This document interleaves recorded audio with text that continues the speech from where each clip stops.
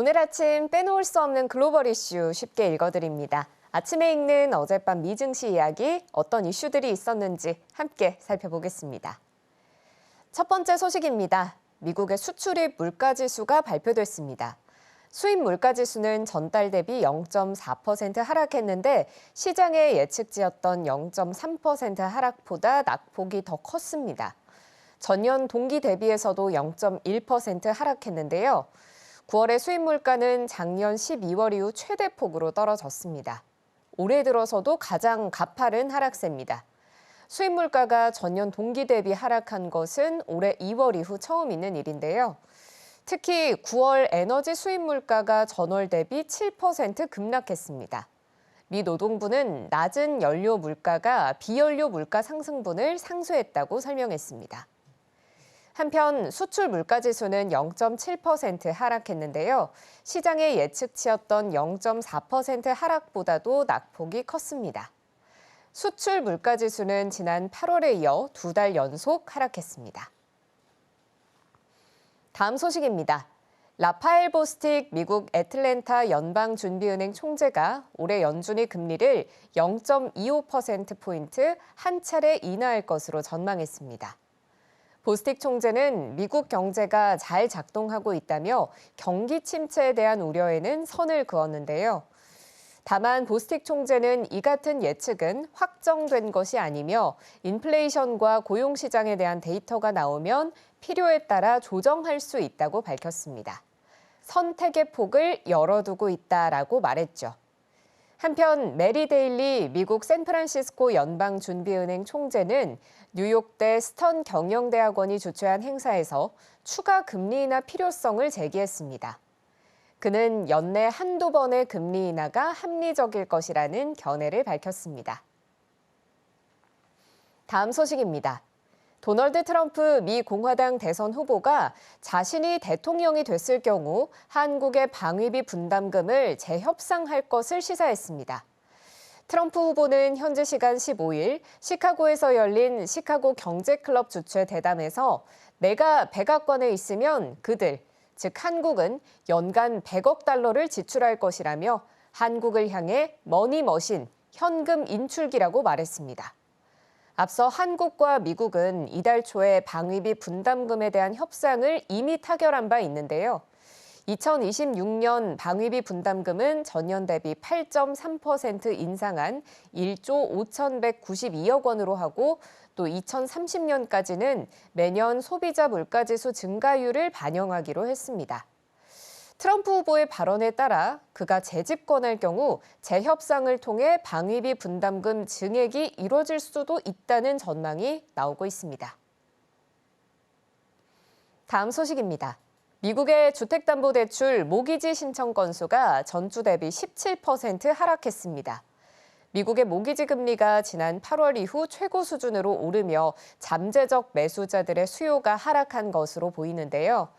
지난주 미국의 30년물 고정 모기지 평균 금리는 6.36%에서 6.52%로 상승했습니다. 모기지 금리는 3주 연속 올랐습니다. 주간 금리 변동에 가장 민감하게 반응하는 리파이낸싱, 재융자 수요는 가장 큰 폭 26% 하락했습니다. 리파이낸싱 신청 수요도 한 달 만에 처음으로 50% 미만으로 떨어졌죠. 신규 주택 구매를 위한 모기지 신청은 이번 주에 7% 감소했는데 작년 같은 주보다는 7%가량 높은 수준이었습니다. 시장에 공급이 많은 상태로 일부 구매자들에게는 기회가 열리고 있는 것으로 보입니다. CNBC는 수요자들이 코앞으로 다가온 미 대선, 그리고 또 앞으로 몇 달 동안의 경제 상황에 관심을 가지면서 주택 구매에 대해서 관망세에 접어들었다고 분석했습니다. 다음 소식입니다. 영국의 9월 CPI가 발표됐습니다. 전년 동월 대비 1.7% 상승하며 시장의 예측치였던 1.9%를 하회했고 8월의 2.2%보다도 크게 낮아졌습니다. 영국 중앙은행인 영란은행의 정책 목표치인 2% 이하를 기록했는데 이 같은 수치는 지난 2021년 4월 이후 3년 5개월 만에 처음입니다.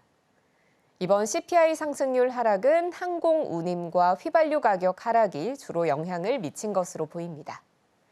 앤드루 베일리 영란은행 총재는 최근 인플레이션이 계속 하락하면 금리 결정자들이 차입 비용을 낮추기 위해 조금 더 공격적일 수도 있다고 말했는데요.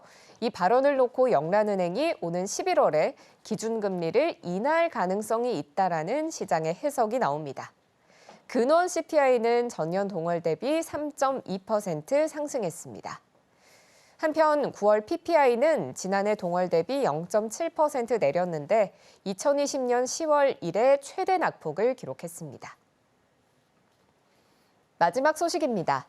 프랑스 명품 브랜드 그룹인 LVMH가 부진한 3분기 실적을 기록했습니다. LVMH는 올해 3분기 매출이 전년 동기보다 3% 감소한 190억 8천만 유로를 기록했다고 밝혔는데요. 시장에서는 분기 매출이 1% 증가할 것으로 점쳤는데 오히려 줄어들면서 시장의 기대에 미치지 못하는 실적을 낸 겁니다. 특히 루이비통이나 디올 등이 포함된 최대 사업부죠. 패션 가죽 제품 부문 매출이 1년 전보다 5% 감소한 것으로 전해졌습니다. 이번 LVMH의 실적 부진에는 중국에서의 실적 부진이 큰 영향을 미친 것으로 보이는데요. 중국 소비자들이 지출을 줄이면서 일본을 제외한 아시아 지역에서는 3분기 매출이 전년 동기보다 16%나 하락했습니다. 이는 팬데믹이 확산된 2020년 2분기 이후 가장 악화된 실적이기도 합니다. 파이낸셜 타임스는 불확실한 경제와 지정학적인 환경으로 인해 LVMH가 예상치 못한 매출 감소를 보였다고 보도했습니다. 지금까지 아침에 읽는 어젯밤 미증시였습니다. 지금 바로 구독을 눌러보세요. 실시간 경제 뉴스, 투자 전문가들의 다양한 시황과 정확한 분석, 또 알찬 투자 정보까지 신뢰할 수 있는 저희 서울경제TV와 함께하세요.